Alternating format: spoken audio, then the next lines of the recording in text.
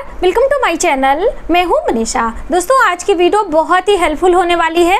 आज हम बात करेंगे अखंड दीप के बारे में। जी हाँ दोस्तों, जो ये अखंड दीप हम प्रज्वलित करते हैं तो इसे प्रज्वलित करने के क्या नियम हैं और अखंड दीप हमें कब कब अपने घर में लगाना चाहिए, कितने दिनों के लिए हमें लगाना चाहिए, किस तरह की बाती का इस्तेमाल करना है, रुई की बत्ती हमें लेना है या फिर मौली की बाती लेनी है, जो ये मौली होती है इस तरह की, और इसमें घी या तेल का इस्तेमाल करना है। हमें देवी देवताओं के किस तरफ यानी कि लेफ्ट एंड राइट कहाँ पे दीप प्रज्वलित करना होता है, क्या बिना व्रत किए हम अखंड दीप नहीं लगा सकते हैं, नवरात्रि के दिनों में ही क्या व्रत हमें अखंड दीप करना होता है। इस तरह की बहुत सारी जानकारी होंगी जो कि अखंड दीप से संबंधित है। यदि आप भी अपने घर में अखंड दीप लगा रहे हैं तो वीडियो बहुत ही हेल्पफुल होने वाली है आपके लिए। तो सभी जानकारी के लिए आप पूरा वीडियो देखें और यदि आपको वीडियो हेल्पफुल लगती है तो अपने फैमिली फ्रेंडों में शेयर कर लें और आने वाली वीडियोस के लिए हमारे चैनल को सब्सक्राइब कर लें। चलिए फटाफट से देर ना करते हुए वीडियो की शुरुआत करते हैं। दोस्तों, हम बात कर रहे हैं जैसे कि अखंड दीप के बारे में। तो सबसे पहले तो आपको इस तरह से एक दीप लेना है। ये हमारा छोटा दिया है, तो आप ये प्रतिदिन हम इस्तेमाल करते हैं जब भी कोई विशेष पूजा करते हैं। वैसे तो आप मिट्टी के दिए ले सकते हैं, चांदी के, तांबे के, कोई भी दिए आप ले सकते हैं, इसमें कोई बाध्यता नहीं है। ठीक है, तो इस तरह से थोड़ा सा बड़ा आप दीपक लें, क्योंकि देखिए लंबे समय तक जब हम दीप लगाते हैं तो उसमें ज़्यादा घी या तेल रहता है, तो हम निश्चिंतता से अपने दिन में अपने और कार्य को कर लेते हैं, वरना थोड़ा सा दिया रहता है तो फिर हमें बार बार उसे देखना पड़ता है। इसलिए आप थोड़ा बड़ा दीपक लें। एक बात दूसरी महत्वपूर्ण आती है कि बाती कैसी होनी चाहिए। तो देखिए, बाती आपको इस तरह से मौली के दिए भी ले सकते हैं, बाती ले सकते हैं, या फिर आप रुई की बत्ती भी ले सकते हैं। अब देखिए, अगर आप जैसे अलग अलग मनोकामना पूर्ति के लिए अलग अलग दिनों के लिए आप कर सकते हैं। अब इसमें आप 24 घंटे के लिए अखंड दीप लगा सकते हैं, जैसे कि हम पूर्णिमा तिथि पर या फिर एकादशी पर लगाते हैं, या फिर आप इस नवरात्रि के 9 दिनों में हम 9 दिन के लिए अखंड दीप लगाते हैं, तो उसमें आप रुई की बाती ले सकते हैं। जैसे 1 दिन की बात है या फिर 9 दिन की बात है तो रुई की बाती आराम से आप एक बालिश्त, यहाँ मिडिल फिंगर से लेकर यहाँ तक आप इस तरह से करेंगे तो एक बालिश्त होगा, उतना आप अच्छे से उसमें, ये जो हमारी दिया लगाने वाला होता है ये बिल्कुल बहुत ढीला और बहुत फिट भी नहीं होना चाहिए, बिल्कुल आराम से ऊपर नीचे आप इसे सरका सकें, इस तरह से इसमें सेट करके यदि आप रख लेंगे तो बहुत आसानी से 9 दिनों तक आपकी ये रुई की बत्ती चल जाती है। ठीक है, अब इसमें घी या तेल हमें क्या डालना है। घी या तेल तो सबसे अच्छा होता है, जो हमारा शास्त्र मत है वो घी से, यानी कि गाय के दूध से जो घी बनाया जाता है उसका इस्तेमाल करना चाहिए। तो मार्केट में गाय का बना घी आता है, आप उसे ले सकते हैं। आप अपने घर में गाय का दूध आता है तो उससे घी मलाई निकाल के आप बना सकते हो। ठीक है, यदि आपका सामर्थ्य नहीं है तो आप तिल के तेल का भी दीपक लगा सकते हैं। सरसों के तेल की दीपक हम अपने घर में नहीं लगाते हैं। यदि आपको इस तरह लगाना है तो किसी मंदिर में भी आप लगवा सकते हैं, अपने नाम से अखंड ज्योत जलवा सकते हैं। ऐसी भी परंपरा, ऐसा नियम है। उसके लिए किसी पुरोहित को आप कुछ दक्षिणा वगैरह देकर उसकी देखभाल करने के लिए वहाँ पर नियुक्त कर सकते हैं। बहुत सारे लोग ऐसा भी करते हैं जो अपने घर से बाहर हैं, जो जिनके पास इस तरह की व्यवस्था नहीं है।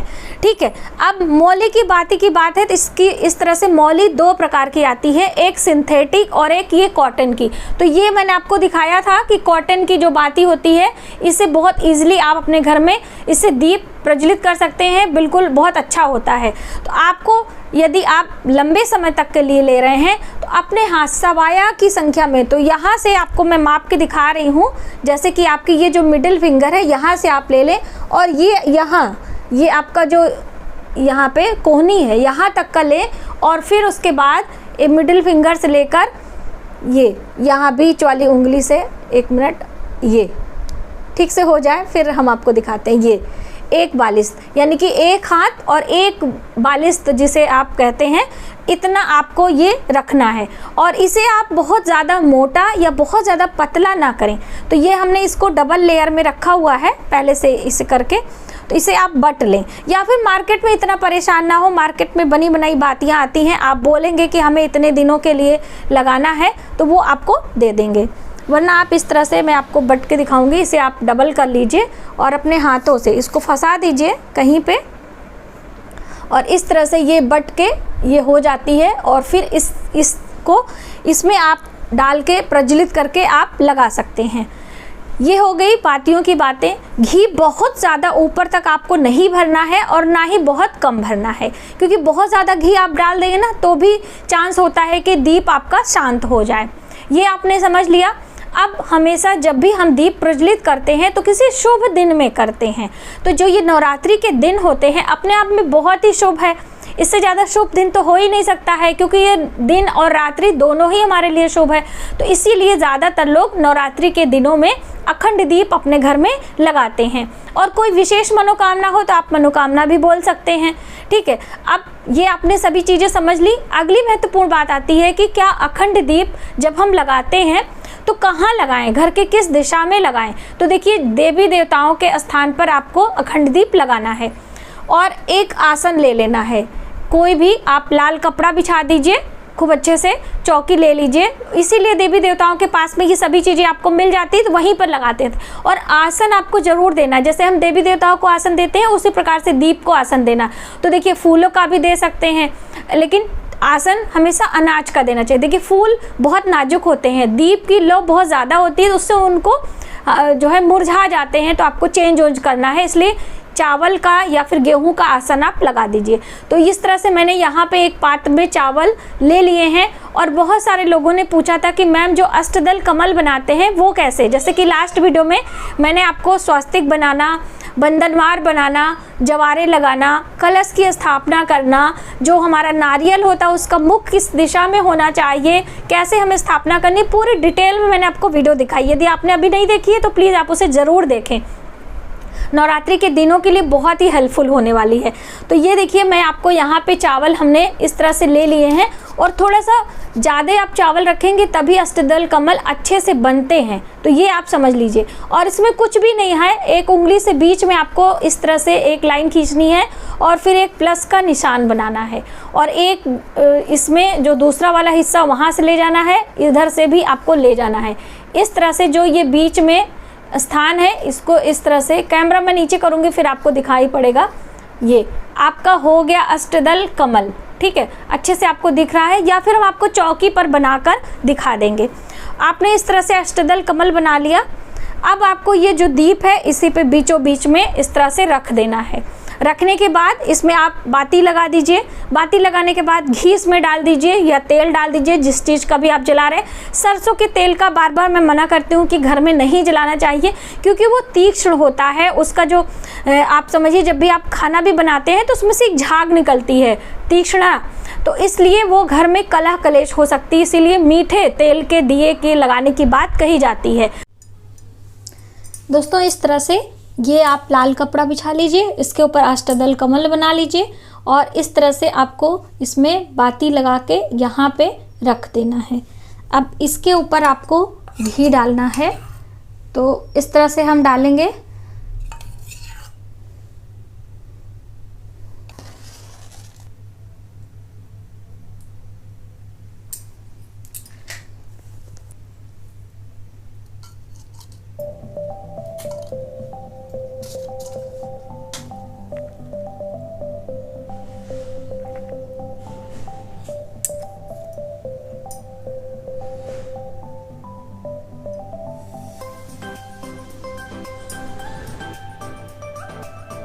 हल्दी लगाएंगे, कुमकुम लगाएंगे, अष्टगंध का तिलक करेंगे और थोड़े से अक्षत चढ़ा देंगे। और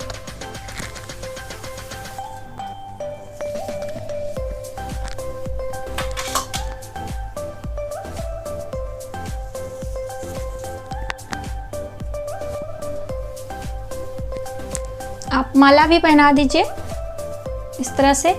यदि माला पहनाना संभव ना हो तो आप पुष्प चढ़ा दें। अब हम भोग लगाएंगे, तो इस तरह से कोई भी थोड़ा सा भी आप यहाँ पर रख सकते हैं और बाद में ये भोग हटा दीजिएगा। ठीक है, ये बताशे भी हम लगा देंगे और फिर अब जल घुमाएंगे। हमें दीप को प्रणाम करना है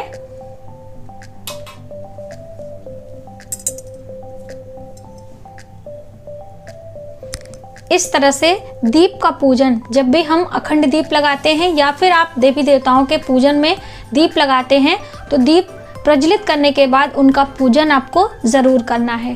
अब आपकी जो ये बाती है, बहुत सारे लोगों का प्रॉब्लम होता है कि हमारी बाती कभी कभी बुझ जाती है, तो आपको फिर से इसे प्रज्वलित कर देना है अच्छे से दिए को ठीक करके। फिर से ज़्यादा परेशान होने की ज़रूरत नहीं है। कभी कभी इसमें फूल आ जाते हैं, तो आपको फूल आने पर क्या करना है, आपको एक बाती अलग से जला लेनी है, इसी में से लेकर अलग से इसी में रख देनी है और फिर ये बत्ती को अच्छे से ठीक करके और फिर आप इसको वापस से जला सकते हैं।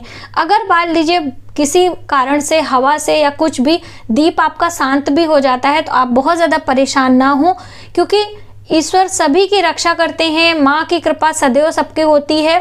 किसी कारण बस यानी कि हवा की वजह से घी या तेल कम या अधिक होने के कारण दीप शांत हो जाएगा, तो बहुत ज़्यादा अपने आप को भ्रमित ना करें और हमेशा इसे ढक कर रखें। जैसे कि ये आपको भोग बाद में हटा लेने हैं, तो मैं यहाँ पे हटा के दिखा रही हूँ। और ये दीप ढकने के लिए बहुत सारी चीज़ें आती हैं, तो आप इस तरह से ढक सकते हैं। ये आप देख सकते हैं इस तरह से भी, और इसको इस तरह से कवर कर सकते हैं। तो ये है अखंड दीप लगाने की विधि कि आप अपने घर में कैसे लगाएं। दीप को छोड़ के हमें कहीं घर से बाहर नहीं जाना होता है, क्योंकि ये अग्नि है। अग्नि का काम है जलाना। यदि आप थोड़ा सा भी लापरवाही बरतेंगे तो ये दीपक चूहे से या किसी जानवर से गिर सकता है, बच्चों के हाथ लगने से कपड़े वगैरह जल सकते हैं, पर्दे वगैरह कुछ भी आपके, तो उससे आपको हानि होगी। इसीलिए हमारे ऋषि मुनियों ने दीप प्रज्वलित करने के बाद, अखंड दीप लगाने के बाद घर से दूर जाने की सलाह नहीं दी है। तो इन सभी छोटी छोटी बातों को समझें और इस तरह से अपने घर में किसी भी विशेष मनोकामना के लिए विशेष तिथियों में अखंड दीप प्रज्वलित करें। तो आज की वीडियो में बस इतना ही। यदि हमारी जानकारी आपको थोड़ी सी भी हेल्पफुल लगे तो प्लीज़ हमारी वीडियो को लाइक करें, शेयर करें, सब्सक्राइब जरूर करें न्यू वीडियोज़ के लिए। मिलते हैं एक नई जानकारी के साथ नए वीडियो में। तब तक आप अपना ख्याल रखें। जय माता दी।